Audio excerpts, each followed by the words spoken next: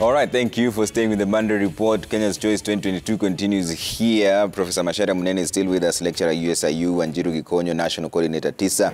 Dr. Duncan Ojwang is also here, Dean School of Law at the African Nazarene University. Let's see what you're saying in terms of the president's legacy. Then we'll take a look at the entry for the president-elect, Dr. William Samoei Ruto. Let's bring up some of your feedback and see what you're saying. Ali Hassan Dayeb says Uhuru's legacy is superb infrastructure, his signature being SGR and Expressway, among others. Okay? Let's see what else you're talking about there.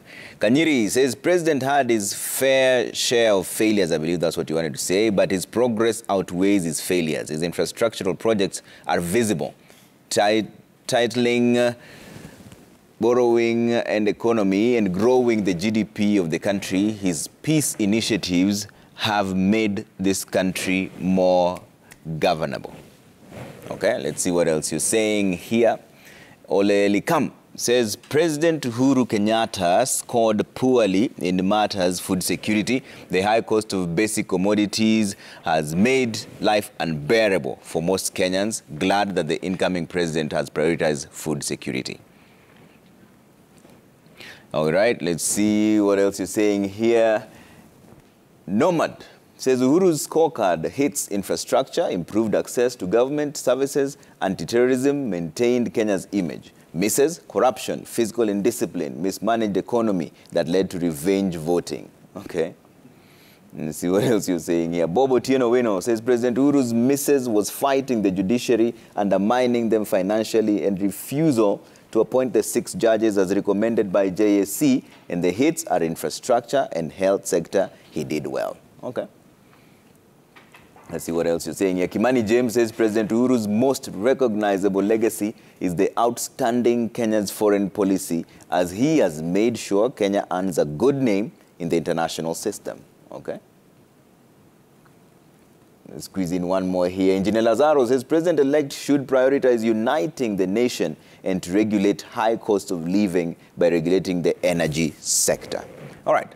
Let's get back to the discussion. Talk about one other thing that the president talked about, and Wanjiru, I'll start with you on this. He mentioned the education, said now he transitioned from 844 to CBC, but where he laid emphasis was the 100% secondary transition. Was that a hit or a miss for you? Well, I think, first of all, on the CBC, that's a policy that's fraught with challenges, because whereas the CBC is good in principle, the idea of very student-centered learning, building competencies that allow students to be, an education system that's very in line with the needs, present needs of the day, project-based, problem-solving based kind of learning. That's really where we want to go. But the problem with the CBC is that it's then also intensive in terms of the demands it makes on the teachers. So you need to look at the training of the teachers, the number of the teachers, and the facilities that are available. So CBC really has put a very big burden on parents. And, Kenyan parents love education, believe in education, because you haven't had, an uproar from parents. But, week by week, they are being sent to buy this, buy that. So the CBC is a good process, but is a good program. But unfortunately, the political interest in scoring a win forced it, made the government implement it, kind of a big bang approach. And they didn't listen to stakeholders, as Professor Munene was saying, as we are saying here, didn't listen to the stakeholders. The teachers were saying, let us have a phased approach. Mm-hmm. So I think there's been a lot of unnecessary pain in the implementation of the CBC, and there'll inevitably be gaps, and the burden is then being borne by the parents and the teachers. And there are some children, obviously, who will bear the scars of that. Now, if the incoming administration comes and decides they want to scrap the CBC, you then ask, do 2 wrongs make a right? Mm-hmm. Or do they need to fix CBC where it hurts? So, number one, it's not just about numbers. Numbers matter, but it's also about the quality. It's also about the impacts. when you talk about the policy of 100% transition, because it's a policy and it's a target that we seek to attain, that's a very important one. Now, when you link that with, I think poverty has been shown to be the biggest barrier to the transition. Linked to poverty also attitudes. In some communities, parents will even put children into work just because of the socio-economic. So how well has the administration dealt with the issue of dropouts because of poverty, maybe teen pregnancy and things like that? So we wait to see the numbers. We appreciate the policy, but the proof of that policy really will be in making education accessible and affordable through coherent policy. And so I think the disconnects in the CBC undermine the 100% transition to an extent. And then, of course, when COVID came, we saw that we also have great inequality in terms of our education, where students in private schools, where parents could afford, were able to continue virtual learning. Government made good efforts to try and support students through, using some of the traditional media channels to support this virtual learning. But really, students in public and low-income settings stayed home, where the students whose parents could afford to do private education were able to continue learning. Now, those kind of inequalities must be addressed. And so I think a lot more needs to be done. And like I said, this administration was preoccupied with large infrastructure. And that's the one thing we've been able to see. And unfortunately, that large infrastructure wasn't also based on prudent spending. It was based on a lot of imprudent spending, a lot of cartels and cronyism. So there have been good policy statements. At implementation, not so good. Not so good. The scorecard, if you're to mark, would be quite low. All right. Dr. Juang, on the CBC and the 100% transition, which the president highlighted, was that a hit or a miss? Under transition, I think they also work towards it, because often you'll see the Minister Interior smoking out, so to speak, those who were not going to school. Of course, implemented through the making it illegal, I think, almost to not send your children to school, rounding them and looking for them through the chief. It's one way, it's efficient way, but, there could be softer ways like feeding program, the Maziwa ya Moi, which worked very well for our generation. We went to school because there was milk, but they had power. So I think that transition, I can say, is a very big success for the president. The coordination, the Ministry of Education working with Interior to work, it could have been done better, but generally, it delivered. The idea of CBC, again, is not well thought through, in my view. It's experimental, and because I don't think even the teachers generally conceive what is going on. It will be, this is Friday, do this project for the weekend and bring it for Monday, and you're wondering what is supposed to be the lesson here. And then when parents have given that input and Monday come, the teacher take the project and say, I'm not supposed to mark, so just write scene.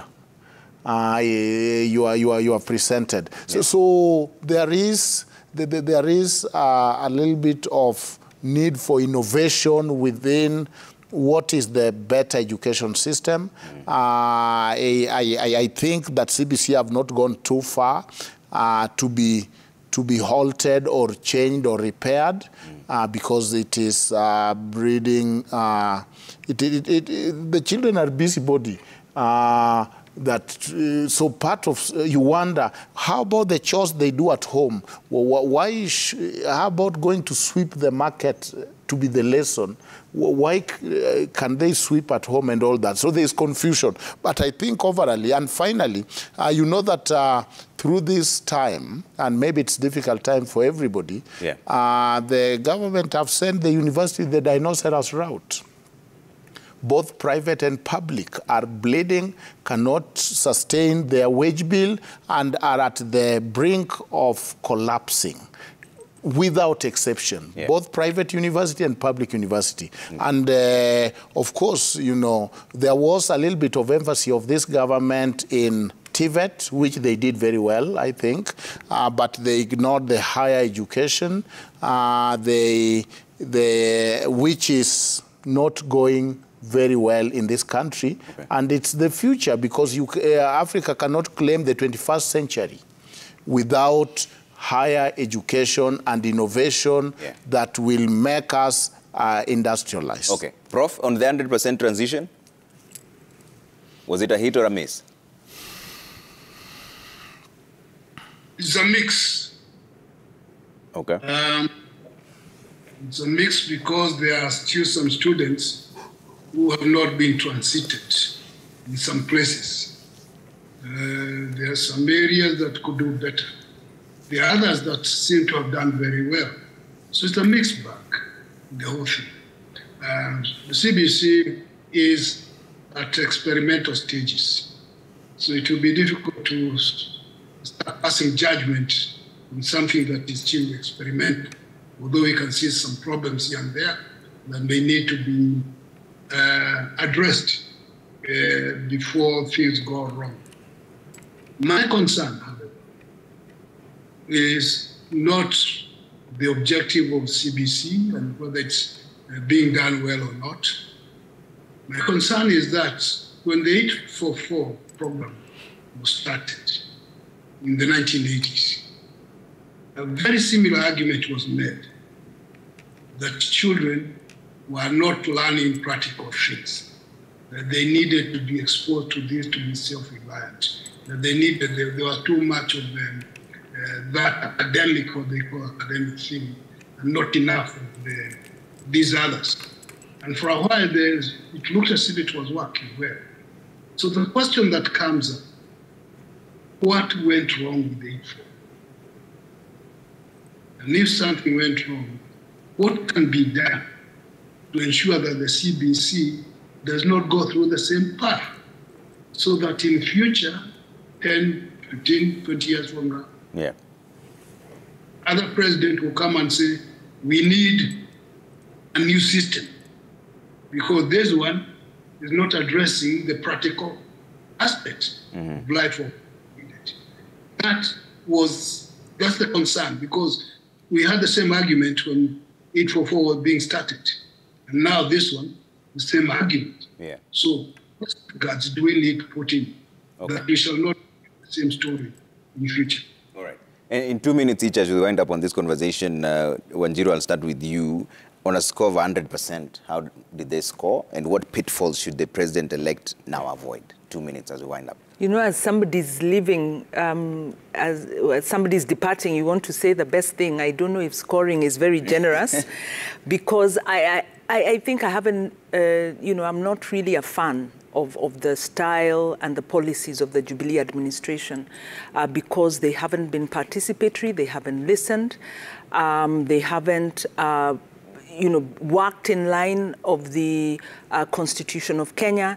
I think also, very importantly and tragically, I think the Uhuru presidency has then put us in line for a subsequent presidency, the Ruto presidency, that's devoid of integrity.